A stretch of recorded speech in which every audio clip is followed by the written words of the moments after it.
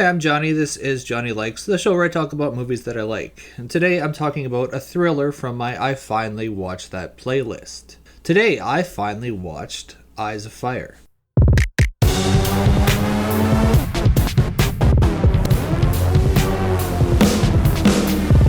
You tell him, Johnny.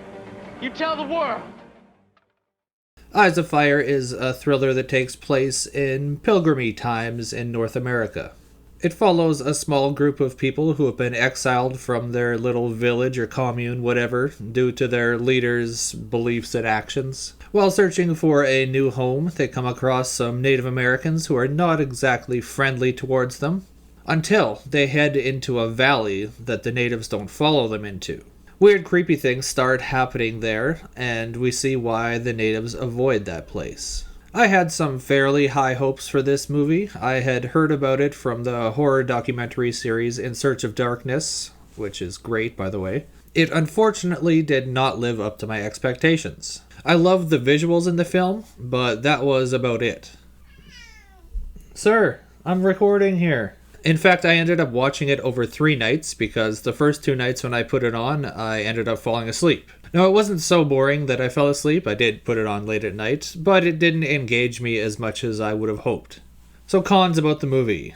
It dragged, it was kind of boring to me, and there was some sketchy acting. Pros. The visuals. About a half hour into the movie, we start to see some really striking shots. Starting with this one that happens when the natives first attack the caravan. Then we started to get the paganistic faces in trees and mystical beings covered in mud doing ritualistic stuff. That was the film's saving grace. I love that stuff. It's super cool and creepy. I guess you would consider it folk horror, even though that's not a term I really like. But if it helps you get a feel for the vibe of the film, then sure, it's folk horror.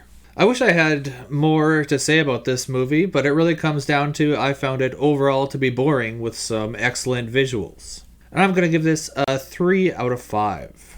I really wanted to like this movie, but I just didn't all that much. And maybe in a few years I'll give it another watch and there'll be a newfound insight and respect for it from me, but for now, that's kind of where I stand. So this was a movie off of my I Finally Watched That playlist, which is just a bunch of random movies I've been meaning to watch for a while. So let's take a second to cross it off the old list. And, that's nice, yeah. If you're a returning viewer to the channel, you may have noticed I got a new backdrop. My girlfriend has been working on these shelves for a couple of months now, and they finally made their way to full assembly, and I got all my movies in one place, and it makes me very happy. Well, I got all my VHS in one place, and it looks glorious. Here, I'll give you a wide shot so you can see the whole thing in all its glory. Just give me a sec.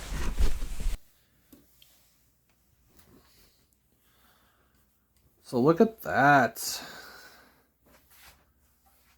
Yeah, that's a lot of movies, right? I don't know, I think there's around 1,000 or so here on the shelves, but I'm happy. I think it looks great. All right. Let's see, now, boom. Anyway, those were my thoughts on Eyes of Fire. You can leave yours in the comments. While you're here, do the like and subscribe thing. Yeah. It's great. Thanks for watching me talk about movies for a little bit, and you can tune in next time to see what else Johnny likes.